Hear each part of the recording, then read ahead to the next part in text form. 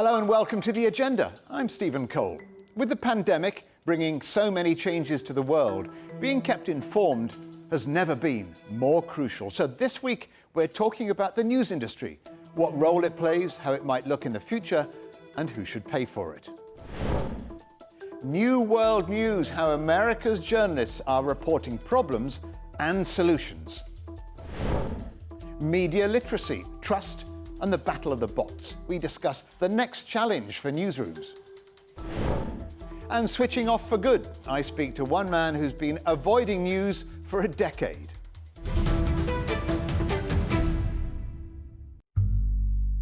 News is, of course, a plural of the word new, first used in the 1300s. But the spread of news, rather than local gossip to the masses, didn't begin until 3 centuries later, with the growth of universal printing.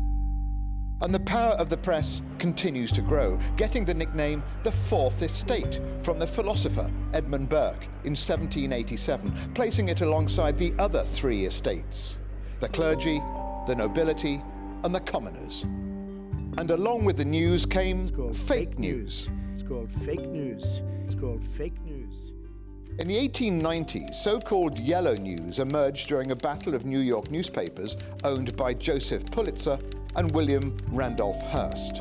Their papers thrived on sensational, lurid, misleading, and fake headlines, especially over the Spanish-American War. Another news first came on the 7th of December 1941, when the attack on Pearl Harbor marked the first television breaking news broadcast. But the main source of more or less instant information was then the radio. It wasn't until the Vietnam War, more than 20 years later, that television news really came into its own. And TV news is still the key driver of news content, but only for those of us over 55.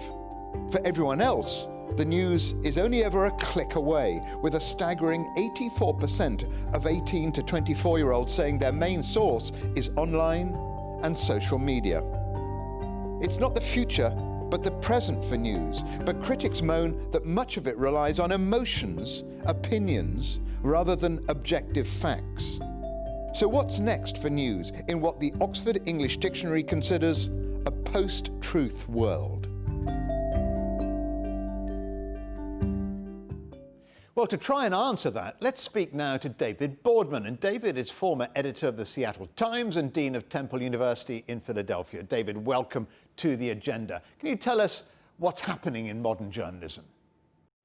Absolutely, Stephen. Thanks for having me. Obviously, we're at a time of tremendous chaos and disruption in the world of journalism. We have disinformation rampant. We have nonstop 24-hour news cycles in which important news sometimes gets consumed by the latest headlines. We have intentional manipulation of news by people in power. We have very aggressive attacks on journalists by people in power, really around the world, and certainly in the States. And I know this is the case in much of Europe. The biggest crisis in news is actually at the local and regional level, where we've seen just the decimation of news sources. And that's exactly right, isn't it? Thousands of newspapers are closing because they're losing their advertising revenues to Google and Facebook. And these local newspapers are very important to community for a variety of reasons. Absolutely. I mean, I think the crisis in local news is actually the true crisis in democracy, because that is where citizens really touch their government, and it's frankly where the most funny business can go on. It's where the most corruption is undoubtedly occurring, and there's nobody there at the city council meeting looking at the police station, in the courts, at the school boards, and that's a very, very dangerous situation. I agree. Much of the latest 24-hour news journalism doesn't really extend beyond the headlines. Today, it's all opinion-based, isn't it, David? Yeah, that's absolutely true. And in fact, I would say that in the United States, in terms of our national news, there really is very little news. If you tune in to CNN, MSNBC, and Fox News, the three networks that purport to be our 24-hour news channels, 90% of what you see on those channels is actually commentary, analysis, in many cases, 6 or 8 or 10 talking heads screaming over each other. So there's really not a lot of news that's actually been presented and consumed there. On the other hand, I think there's been lots of research that shows that people around the world, and certainly in this country and yours, are consuming news at a far greater level than they ever have before. People say to interviewers that they're turning away from news, but in fact, in social media and digitally, particularly, they're consuming more, they're spending more time consuming news and analysis than they ever have before. There's a growing demand for solution-based journalism. What is that, David? Solutions-based journalism, I think, is a big part of the answer for the future, and certainly something that can bring a lot more trust and validation to news. And what it is, the way I define it, and I've been practicing this as a journalist and as a news leader for more than a decade, solutions journalism says it's not enough to just know the problem and to identify and expose the problem. We need to expose the public to productive responses to that problem. And so solutions journalism doesn't advocate for a particular course of action to a problem, but it does explore and expose readers to potential responses that have been successful elsewhere and that might be successful in a particular location. And again, it's very data-based, it's very evidence-based, it's rigorous reporting, it's not happy news, it's not fluff, but it is rigorous reporting that helps the citizens figure out where to go on a problem and how to fix problems. And ultimately, it brings more accountability to public officials, because no longer can the mayor of a city say, oh, well, there's nothing we can do about it, or that would cost too much money. An example would be, for instance, let's say a city has a tremendous problem, as many American cities do, with graffiti in public places. Well, maybe that problem has been successfully addressed in Oslo, Norway, and we can say to the mayor of Denver, Colorado, well, they fixed it in Oslo, and here's how they did it. You can do it too. Do you think, David, there's also a crisis of trust? People are asking, where do I get my news from? Where can I find the facts that I can believe? Yeah, absolutely. I think what's happened over the last 10 years, we saw a phenomenon where readers and viewers and listeners migrated into these information silos where they were simply looking for validation. The news sources and their audiences became extremely tribal. And breaking out of that now is going to be really, really challenging. But I know that there are a lot of people who are uncomfortable at either pole and who are in the middle and who are looking for something more, looking for validation. But I think it's also important to remember that these times of chaos and disruption in a variety of professions and industries over time often result in positive change. And I think we're already starting to see some things emerge that are hopeful and optimistic. Well, let's hope so. David Boardman, former editor of the Seattle Times and Dean of Temple University, thanks very much for joining us on The Agenda. It's been my pleasure. Thanks for having me. So David Boardman in the United States thinks we should remain optimistic about the future of news. But will my next guests here in Europe agree with him? They are former BBC executive and director of Cardiff School of Journalism, Professor Richard Sambrook, and technology expert and Google Digital News Senior Fellow at Reuters Institute, Professor Lucy Cohn. And welcome to both of you. Let's start with you, Richard. David Boardman, very optimistic about the future of news. What about you? Are you optimistic? Well, I'm optimistic in the sense that people need news and will always need news, so there is always going to be a market for it. But news organisations are going through a torrid period of adjustment And I think that's going to continue for some time. And both in terms of the disruption to the business model, so their revenues, in terms of having to invest and adapt to new digital platforms, and in terms of trying to understand what their audiences need and what new generations of audiences coming through need, which is rather different from what perhaps their older consumers have wanted. So a lot of disruption, fairly torrid time, but in the long run, people need news and want news, and therefore there will be a market for it. So, Lucy, your work is managing technology shifts, isn't it? How has the digital shift changed the way news is delivered, and what sort of shifts can we expect to see in the future? Well, I mean, what the industry is contending now is an enormous structural shift that's been going on for 20 years, actually. They've been adapting to digital for over 20 years now. And now they've got a crisis on top of that. So I kind of completely agree with Richard. People are always going to want news. The question is whose news? And I think the challenge for classic established media organizations is to understand how news is consumed in the kind of platform world. And it's very different. So essentially, there is a kind of complete overload of news content around now. So the challenge for news organizations is cutting through that, having a strong brand, getting their voice heard. There's no drop in quality in what they're doing. It's just much harder to find it now, I think. And the closer you get to social platforms, the harder that gets. So the challenge for news organizations is the minute their news ends up in social platforms, they lose contact with consumers. They don't really have anything like the granular sense of who is consuming it, who are those people, what do they want. So you might say, oh, well, don't engage with the platforms. The problem is those platforms are the bridges to the next generations. They won't survive unless they find a way to operate on the platforms. And that's the kind of basic dilemma. And COVID-19 has just exacerbated that. And is the problem, Richard, really sort of, how do we make money from news? The old way of making money through advertising, one way or another, is disappearing. And the new means of advertising, and by trading data and digital advertising and so on, although you can grow that, it's not to the same level. And legacy news organizations have very heavy costs to carry as they try to shift their business model.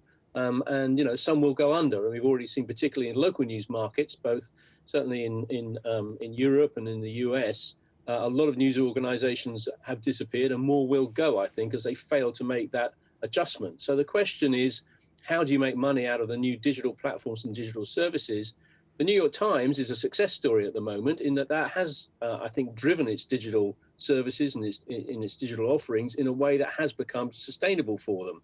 But this will go on changing. It's never going to be a project that's finished. It's going to be an ongoing project to continually keep up with technology, keep up with changing consumption habits. And some organizations, the bigger brands, the more substantial ones that can invest heavily in digital, I think can probably make that cross to the new world and the new business models. Some of the smaller ones, the local news markets and so on, I think are going to have a pretty bad time, and they won't all make it. Journalism, Richard, is very different now to when you came into the profession and when I went to Cardiff a million years ago. So how do you persuade young people that they do have a future in news? I'm optimistic about, the business of journalism. Obviously, I run a big journalism school, and we still see lots of, very motivated, clever young people coming through wanting to get into the business of journalism. Although, as you say, that is changing a great deal, because the world is a complicated place. It faces lots of challenges. There's lots of need for discussion and debate. And therefore, the need for journalism and the need for that kind of public mediation is as great as it has ever been. But the skills they need are changing very rapidly. And I say to them, basically, they have to become information professionals. We're awash with information. The whole world of information is more complicated than it's ever been, driven by algorithms and bots and lots of other things. They need to be professionals in understanding that and understanding how to sift through and provide information of value to their audiences in a way that those audiences want to consume. And Lucy, when you see young journalists, the people Richard is developing and educating, hitting newsrooms now, they're coming up with amazing digital storytelling, digital news. I don't have any worries about that. I have worries about losing control of the context and the fact it gets buried into all the crisis we're seeing at the moment on Facebook and YouTube. With fake news, with conspiracy theories. It's really, really hard to get quality news to be differentiated in that context. And I think the real challenge for news organizations is they've got to really rethink a lot and do a lot of very complex work understanding how does their news work in this very diluted, busy digital world. Because a lot of them are working on the assumption it's the old broadcast world. They put it out and it's kind of consumed in isolation, and that's really not the case anymore. So how do you teach somebody to develop quality journalism in this kind of atmosphere?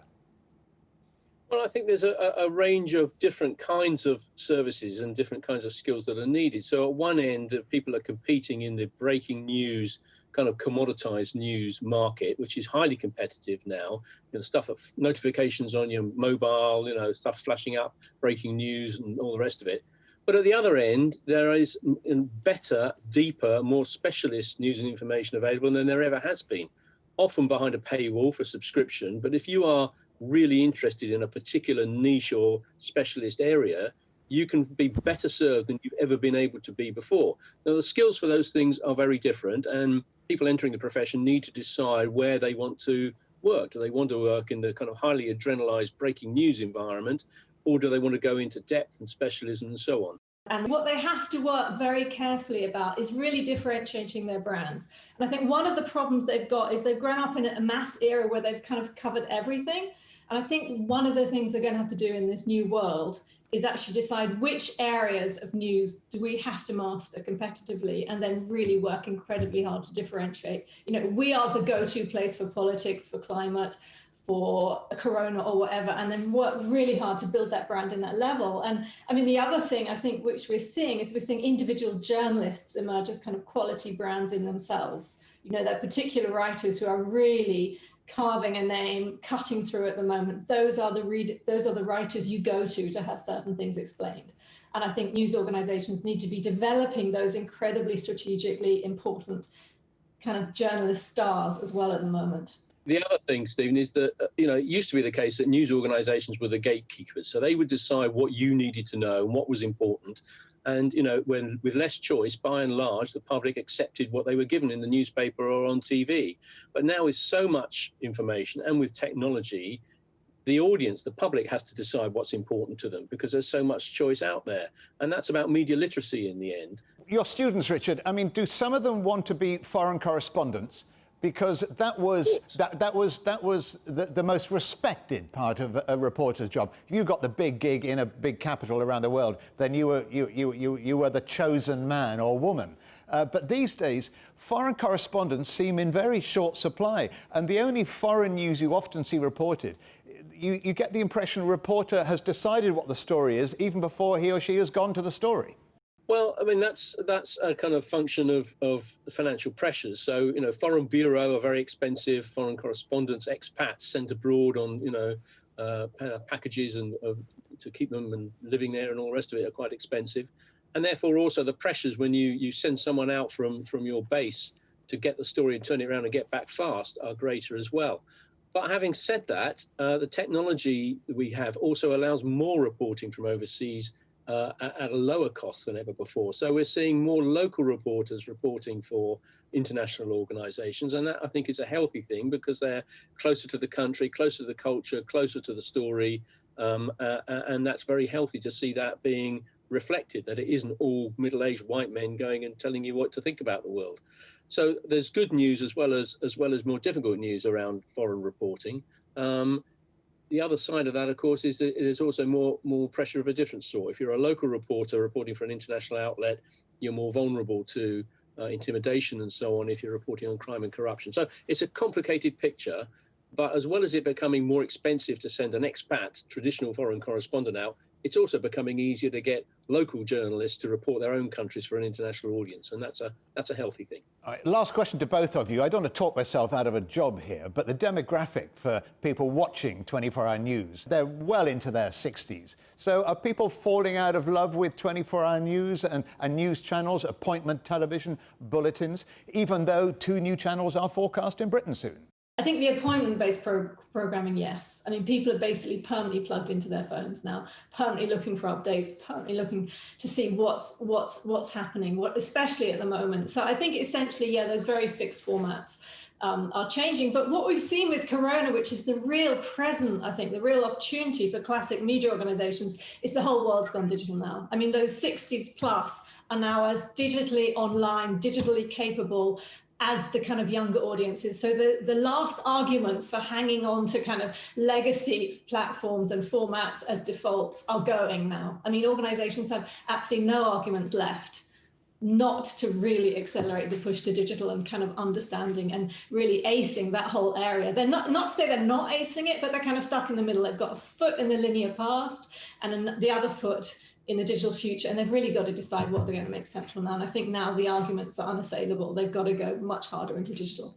Richard? Yeah, I agree with that, but it's not a question of either or. And, you know, just as other technologies, when they've come along, haven't necessarily killed off completely the old technology. I mean, you know, radio didn't kill print, television didn't kill radio and so on. The internet's not going to kill television. It's just, you know, undermining it. The audiences aren't going to be as great or as strong as they have been in the past. And organizations have to be able to do a bit of everything. So, you know, a lot of what younger consumers are picking up on their mobile phones comes from big legacy organizations. It's video clips that have been formatted for Instagram or whatever else it may be. So news organizations have just got to learn how to diversify and to format their content and so on in different ways. And the one thing I would say is that when COVID first hit, we saw an enormous spike in TV audiences. So don't dismiss the platform that you're on too quickly, Stephen. You'll be pleased to hear, because there are times when the world seems to be collapsing around people's ears that they actually do come back to the big screen in their living room to be told what the hell's going on. Well, it's always nice to end with and finally, the good news. Richard Sambrook and Lucy Kuhn, thank you both very much for joining us here on The Agenda. You're welcome. Thank you. Still to come here on The Agenda, Stop Press, how news could be affecting our health and happiness. As America gets ready to elect its next president, CGTN is there, going beyond the race, focusing on the issues, the impact, and what it all means to America and the world.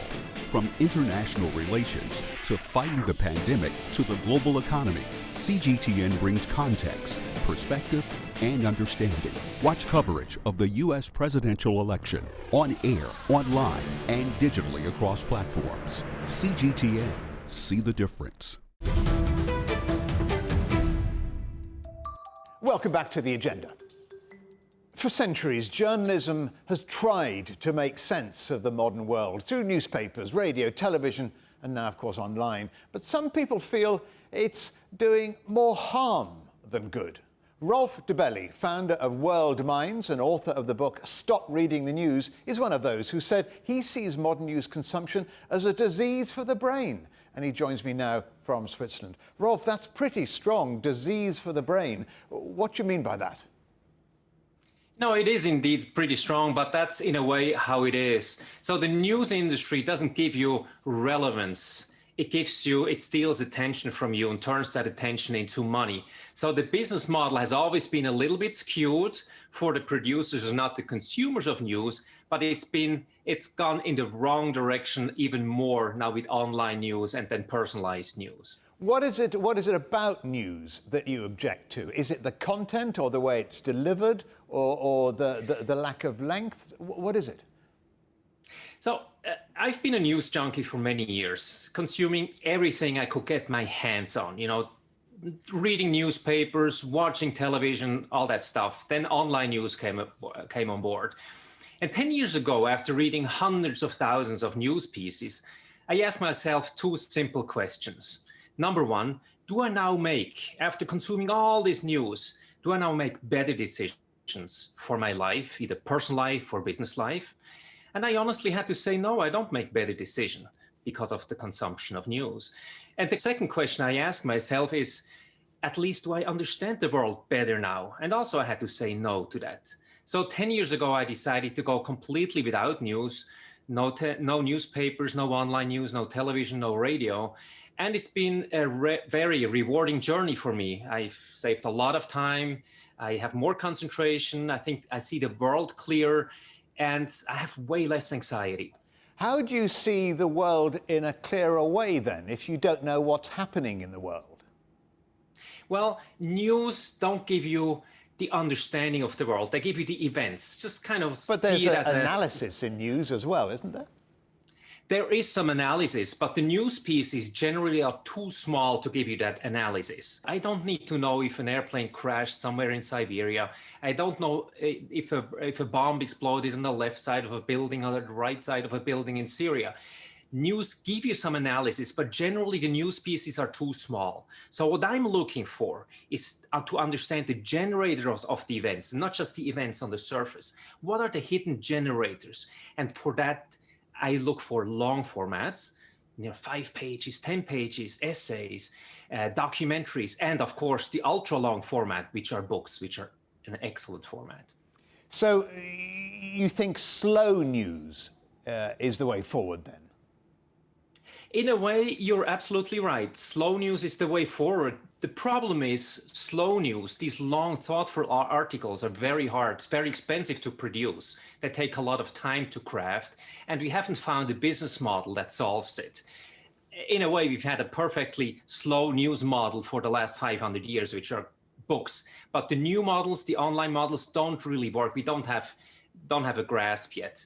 But I give you maybe just the contrast to slow news or long pieces versus the short ones. You can read 1,000 news pieces about the war in Syria, but you won't understand that war. But one good book that shows you the history of the place, the cultural mix, the people, the geopolitical interests of the big parties involved, that at least give you a little sense of what's happening in Syria. This is just one example. So going for the generators instead of the little events that's happening. So what you're looking for is perspective, putting the stories into perspective, which is virtually the same as analysis. If you were talking to students, student journalists, what would you be teaching them for the journalism of the future? I would tell them the chances of making big money are slim. So you really have to love your craft. And there are two types of journalists that we need, that you should go into if you are a student. One is investigative journalism. Again, that's expensive to produce, and few media companies have the resources to pay for investigative journalists. So look at the powerful people and organizations. Sometimes it's not even just expensive, it's sometimes dangerous to do that. And the second one is that a journalist that gives you perspective, that explains the world. These are, again, the long formats, the big analysis, long pieces, and again, the budgets there are very, very slim. So you'd have to kind of get a second job to make the money and do that really from your heart. Do that type of journalism really from your heart. Rolf Dobelli, thank you very much for joining us on The Agenda. Thanks so much. Knowing the facts and sharing the truth has never been more important. Brexit and the US election are major world events, but covering them in detail is costly, and much of the news industry is fighting for survival amid intense financial pressures.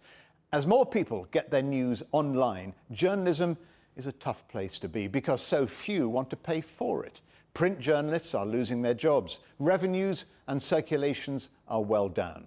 And the reasons are familiar. The abrupt shift from print to pixels, lots of sources of different information, and the collapse of classified advertising. But journalism still matters. In an age of information overload, news outlets are having to focus on the economics of attention. As one editor-in-chief put it, news isn't an industry in decline, but it is an industry in transition. It's becoming more personal, also more automated. Despite the algorithms who will or should fund the quality journalism so a news-hungry public remains informed isn't that clear. Somewhere within the noise of news lies the truth. But until people are willing to pay for high-quality journalism once again, we may not be able to find it. Coming up on a future agenda, we'll be finding out how artificial intelligence is changing the face of war and peacekeeping. Don't forget, for more agenda content, you can visit our website or you can follow us on Twitter and Facebook. But for now, from me, Stephen Cole, and all the Agenda team here in London, it's goodbye.